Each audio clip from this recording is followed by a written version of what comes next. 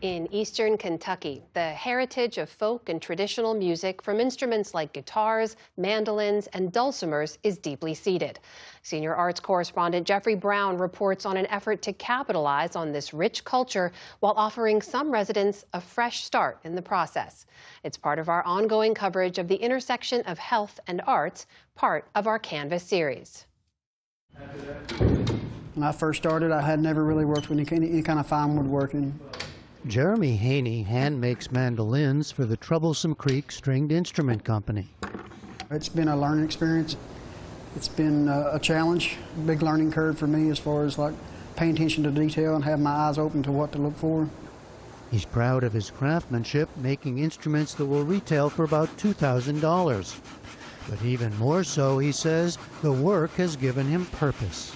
I destroyed myself with drugs and alcohol and just wrong decisions, and the work that I found gave me something to plug my mind into, to keep my hands busy.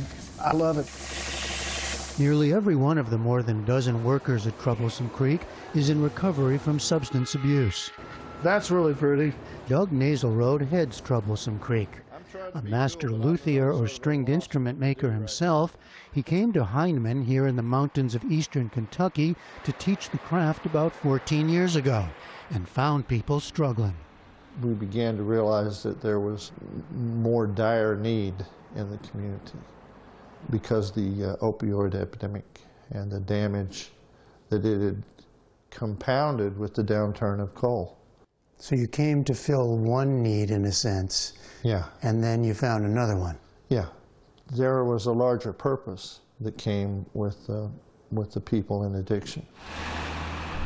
In partnership with a local rehab center, the county's drug court, and the nearby Appalachian Artisan Center, Naselroad co-founded a program called Culture of Recovery, providing workshops for blacksmithing, ceramics, and lutherie to those in recovery.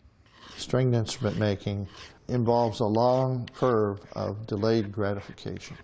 You have a labor-intensive activity. The rewards are not immediate. You really have to come back day after day and week after week to get to that result. If you engage in that and do so consistently, it is our experience that people can really dig out of addiction when they find another focus. In 2019, he started Troublesome Creek as a nonprofit, hiring those like Haney who had taken to the craft. The company is named for the creek that runs through Heinemann, which in the summer of 2022 lived up to its name, flooding quickly as part of an historic disaster that killed 45 people in the larger region, including 22 here in Knott County. Downtown Heinemann was underwater, and the building that housed Troublesome Creek's factory was inundated, destroying instruments and hundreds of thousands of dollars of equipment. It broke everyone's heart. My boys were just like, Doug, did we just get fired? They thought they had lost the work, the jobs, everything. The work, the job, their dream, their home in this place. And almost instantly, I realized I had to gather them up and say, all right, boys, get your work boots on. We're going to dig out. For half a year, the luthiers of Troublesome Creek became a cleanup crew, mucking out the space. We cleaned up and salvaged everything we could, and the rest has been replaced by donations and grants and just hard work. This whole neighborhood was underwater. Jeremy Haney took us to the apartment he had just moved into when the flood hit, down the road from the workshop. Everything in his ground floor apartment was destroyed. I thought it was a total loss. I didn't think that I would ever get to go back to work building mandolins there. And it was a bad feeling too, because I thought I was going to have to go back home to where I grew up at, and that wasn't the option for me. The 1930s-era building that Troublesome Creek is housed in was owned by a community college, and once reconstruction was completed, it was donated to the instrument-making nonprofit, including a community space for performances. Good evening, everyone, and welcome to the Knott Downtown Radio Hour. We saw the first post-flood performance there of an occasional live stream musical review featuring local artists. I say, boy, even a few songs by employees of Troublesome Creek. And now I'm just a junkie like my mama used to be. Brian Owens is one of the newest employees, coming to the work after more than 2 decades of addiction.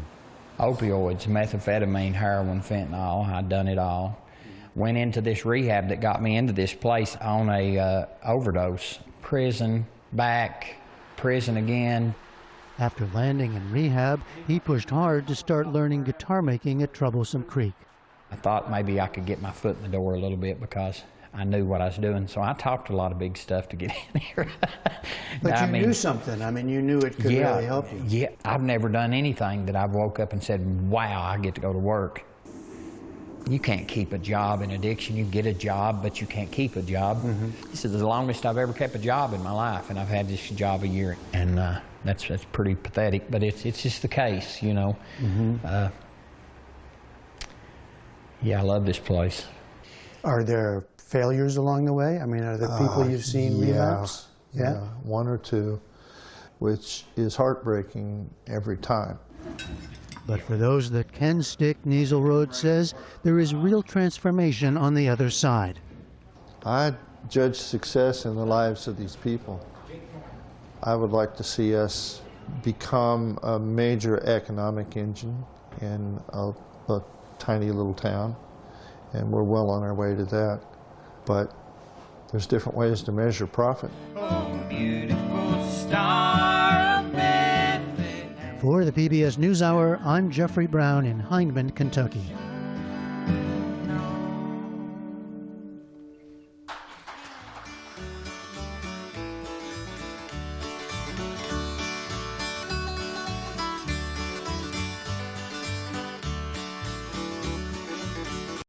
Support journalism you trust. Support PBS News.